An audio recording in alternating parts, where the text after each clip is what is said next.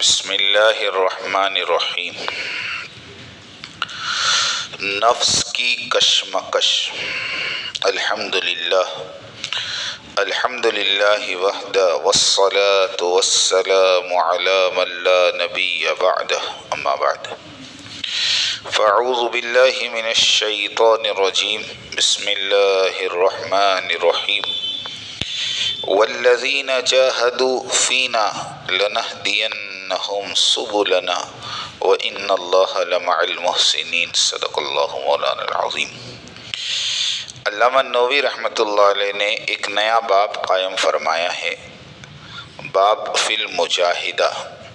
مجاہدے کے لفظی معنی ہے کوشش کرنا، محنت کرنا۔ جہاد بھی اسی سے نکلا ہے، اس لیے عربی زبان میں جہاد کے معنی لڑنے کے نہیں ہیں بلکہ محنت اور کوشش کرنے کے ہیں، اور لفظ مجاہدہ کے معنی بھی یہی ہے، یعنی کوشش کرنا۔ اور قرآن اور سنت اور صوفیہ کی اصطلاح میں مجاہدہ اس کو کہا جاتا ہے کہ انسان اس بات کی کوشش کرے کہ اس کے اعمال درست ہو جائیں، اس کے اخلاق درست ہو جائیں اور گناہوں سے بچ جائیں اور اپنے نفس کو غلط سمت میں جانے سے بچائے۔ اس کا نام مجاہدہ ہے۔ حدیث میں نبی کریم صلی اللہ علیہ وسلم کا ارشاد ہے، المجاہد من جاہد نفسہ۔ فرمایا اصلی مجاہد وہ ہے جو اپنے نفس سے جہاد کرے۔ لڑائی کے میدان میں دشمن سے لڑنا بھی جہاد ہے، لیکن اصلی مجاہد وہ ہے جو اپنے نفس سے اس طرح جہاد کرے کہ نفس کی خواہشات، نفس کی آرزوئیں، نفس کے تقاضے ایک طرف بلا رہے ہیں، اور انسان نفس کے ان تقاضوں اور آرزوؤں کو پامال کر کے دوسرا راستہ اختیار کر لیتا ہے تو اس کا نام مجاہدہ ہے۔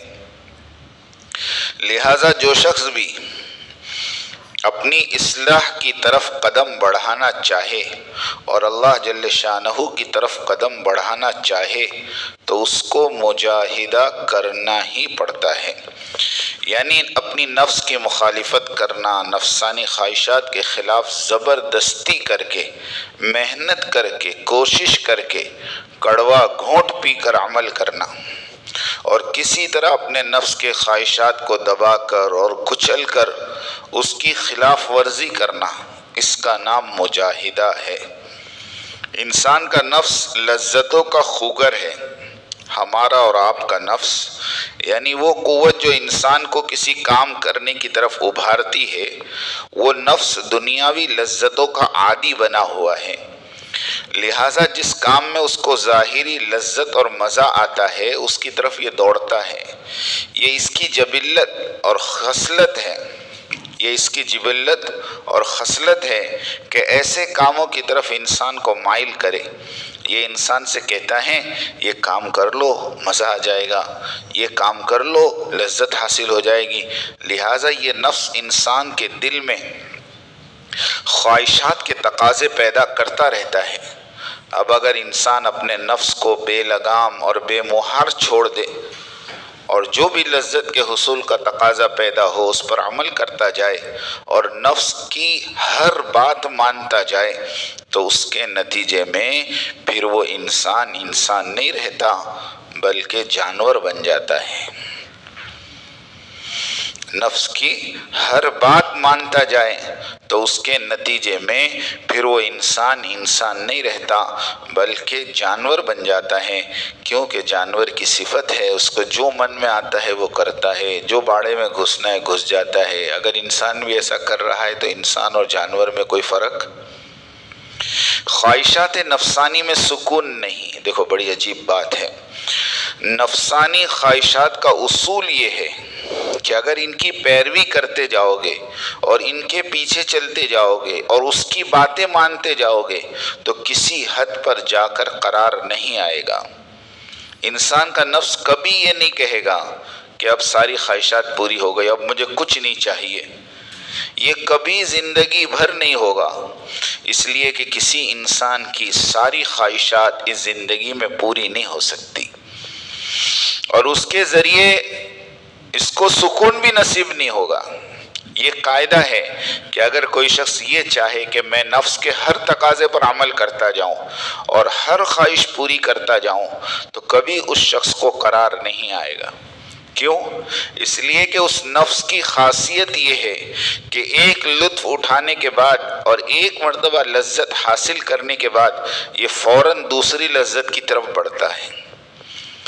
لہٰذا اگر تم چاہتے ہو کہ نفسانی خواہشات کے پیچھے چل چل کر سکون حاصل کر لیں تو ساری عمر کبھی سکون نہیں ملے گا۔ تجربہ کر کے دیکھ لو، لطف اور لذت کی کوئی حد نہیں۔ آج دنیا جس کو ترقی یافتہ قوم کہتی ہے، انہوں نے یہ کہا کہ انسان کی پرائیویٹ زندگی میں کوئی دخل اندازی نہ کرو، جس کی مرضی میں جو کچھ آ رہا ہے اس کو کرنے دو، اور جس شخص کو جس کام میں مزہ آ رہا ہے اسے کرنے دو، نہ اس کا ہاتھ روکو، نہ اس پر کوئی پابندی لگاؤ، اور نہ اس کے راستے میں کوئی رکاوٹ کھڑی کرو۔ چنانچہ آپ دیکھ لیں، آج انسان کو لطف حاصل کرنے میں، مزہ حاصل کرنے میں کوئی رکاوٹ نہیں ہے۔ نہ قانون کی رکاوٹ ہے، نہ مذہب کی رکاوٹ ہے، نہ اخلاق کی رکاوٹ ہے، نہ معاشرے کی رکاوٹ ہے، کوئی پابندی نہیں ہے، اور ہر شخص وہ کام کر رہا ہے جو اس کی مرضی میں آ رہا ہے۔ اگر اس شخص سے پوچھو کہ کیا تمہارا مقصد حاصل ہو گیا؟ تم جتنا لطف اس دنیا سے حاصل کرنا چاہتے تھے، کیا لطف کی وہ آخری منزل اور مزے کا وہ آخری درجہ تمہیں حاصل ہو گیا جس کے بعد تمہیں اور کچھ نہیں چاہیے؟ کوئی شخص بھی اس سوال کا جواب ہاں میں نہیں دے گا، بلکہ ہر شخص یہی کہے گا کہ مجھے اور مل جائے، آگے بڑھتا چلا جاؤں۔ ایک خواہش دوسری خواہش کو ابھارتی ہے۔ مغربی معاشرے میں ایک مرد اور ایک عورت آپس میں ایک دوسرے سے جنسی لذت حاصل کرنا چاہے تو ایک سرے سے دوسرے سرے تک چلے جاؤ، کوئی رکاوٹ نہیں، کوئی ہاتھ پکڑنے والا نہیں ہے۔ حد یہ ہے کہ نبی کریم صلی اللہ علیہ وسلم نے ایک مرتبہ ارشاد فرمایا، وہ آنکھوں نے دیکھ لیا، آپ نے فرمایا تھا کہ ایک زمانہ ایسا آئے گا کہ زنا اس قدر عام ہو جائے گا کہ دنیا میں سب سے نیک شخص وہ ہوگا کہ دو آدمی ایک سڑک کے چوراہے پر بدکاری اور ارتکاب کر رہے ہوں گے اور وہ شخص ان سے آ کر کہے گا بھائی ذرا درخت کی اوٹ میں کر لو۔ وہ ان کو اس کام سے منع نہیں کرے گا کہ یہ کام برا ہے، بلکہ وہ اتنا کہے گا کہ یہاں سب کے سامنے کرنے کی بجائے اس درخت کی اوٹ میں جا کے کر لو۔ اللہ کے نبی نے فرمایا یہ کہنے والا شخص سب سے نیک آدمی ہوگا۔ آج وہ زمانہ تقریباً آ چکا، آج کھلم کھلا بغیر کسی رکاوٹ اور پردے کے یہ کام ہو رہا۔ امریکہ میں زنا بالجبر کی کثرت کیوں؟ یعنی زبردستی کے زنا کی کثرت کیوں؟ لہٰذا اگر کوئی شخص اپنے جنسی جذبات کو تسکین دینے کے لیے حرام طریقہ اختیار کرنا چاہے تو اس کے لیے تو دروازے چاروں طرف سے کھلے ہوئے ہیں، لیکن اس کے باوجود زبردستی کے واقعات جتنے امریکہ میں ہوتے وہ دنیا میں کہیں نہیں ہوتے۔ حالانکہ رضامندی کے ساتھ یہ کام کرنے کے لیے کوئی رکاوٹ نہیں ہے، جو آدمی جس طرح چاہے اپنے جذبات کو تسکین دے سکتا ہے۔ وجہ اس کی یہ ہے کہ رضامندی کے ساتھ زنا کر کے دیکھ لیا، اس میں جو مزہ تھا وہ مل گیا، لیکن اب اس کے بعد اس میں بھی قرار نہیں آیا۔ اب باقاعدہ یہ جذبہ پیدا ہوا کہ نہیں یہ کام اب زبردستی کرو، یعنی زبردستی کرنے کا جو مزہ ہے وہ بھی حاصل ہو جائے۔ لہٰذا یہ انسانی خواہشات کسی مرحلے پر جا کر رکتی نہیں ہیں بلکہ آگے بڑھتی چلی جاتی ہے، اور یہ ہوس کبھی ختم ہونے والی نہیں ہے، یہ پیاس بجھنے والی نہیں ہے۔ آپ نے ایک بیماری کا نام سنا ہوگا جس کو جوع البقر کہتے ہیں۔ اس بیماری کی خاصیت یہ ہے کہ انسان کو بھوک لگتی رہتی ہے، جو دل چاہے کھا لے، جتنا چاہے کھا لے، مگر بھوک مٹتی نہیں۔ اسی طرح ایک اور بیماری ہے جس کو استسقاء کہا جاتا ہے۔ اس بیماری میں انسان کو پیاس لگتی رہتی ہے، گھڑے کے گھڑے پانی کے پی جائے، کنویں بھی ختم کر جائے مگر پیاس نہیں بجھتی۔ یہی حال یہی حال انسان کی خواہشات کا ہے۔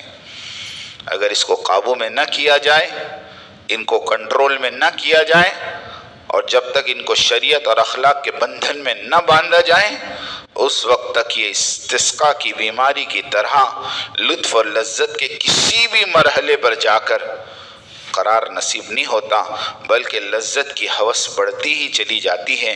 اسی لیے اللہ تبارک و تعالیٰ اور اس کے رسول نے فرمایا، نفسانی خواہشات کے پیچھے مت چلو، ان کا اتباع مت کرو، اس لیے کہ یہ تمہیں ہلاکت کے گھڑے میں لے جا کر ڈال دے گی، بلکہ اس کو ذرا قابو میں رکھو، اس کو کنٹرول کر کے شریعت کی معقول حدود کے اندر رکھو۔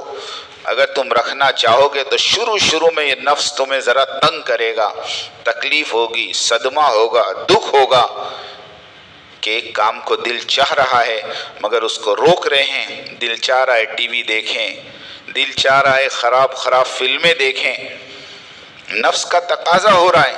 اب جو آدمی اس کا عادی ہے اس سے کہو کہ اس کو مت دیکھ اور اس نفسانی تقاضے پر عمل نہ کر، تو اگر وہ نہیں دیکھے گا اور آنکھ کو اس سے روکے گا تو شروع میں اس کو دقت ہوگی، مشقت ہوگی، برا لگے گا، اس لیے کہ وہ دیکھنے کا عادی ہے، اس کو دیکھے بغیر چین نہیں آتا، لطف نہیں آتا۔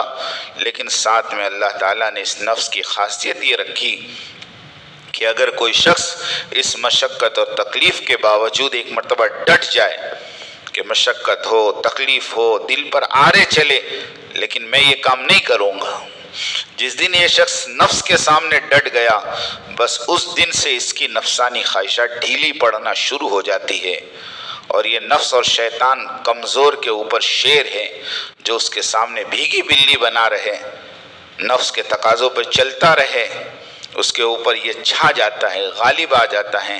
جو شخص ایک مرتبہ ارادہ کرے کہ میں یہ کام نہیں کروں گا، چاہے کتنا تقاضا ہو، چاہے دل پر آرے چل جائیں، پھر یہ نفس ڈھیلا پڑ جاتا ہے۔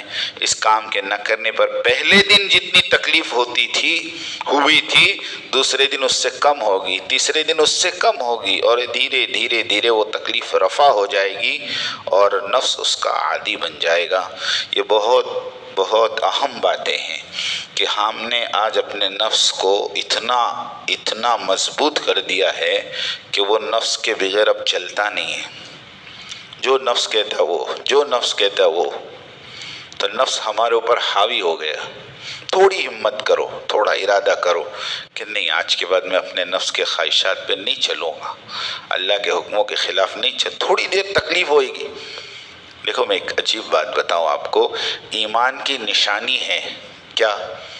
نیک کام کرو تو تمہارا دل خوش ہو، سنو، اور گناہ کرے تو تمہارا دل غمگین ہو۔ لیکن آج ہمارے ایمان کی یہ حالت ہے، کسی اللہ والے کا جملہ ہے کہ آج گناہ کا موقع ہاتھ سے نکلتا ہے نا تو آدمی افسوس کرتا ہے۔ اب سوچو، گناہ کے کرنے پہ افسوس ہونا چاہیے، اس کے بجائے آج مزاج کیا بن گیا؟ بہت اچھا موقع تھا یار بیوقوف بنانے کا، اور بہت اچھا موقع تھا سینڈی لگانے کا، ہاتھ سے نکل گیا۔ یعنی آدمی اس پہ افسوس کرتا ہے، جبکہ اس کو گناہوں پہ افسوس کرنا چاہیے، اور نیکی پہ خوش ہونے کے بجائے آدمی گناہ کر کے خوش ہوتا ہے کہ آج میں نے اتنا پھاندہ کر دیا اور اتنا یوں کر دیا۔ اللہ کے بندو، ایمان کی نشانی ہے کہ نیکی تمہیں خوش کرے اور گناہ تمہیں غمگین کرے۔ اللہ مجھے اور آپ کو سمجھنے کی توفیق عطا فرمائے۔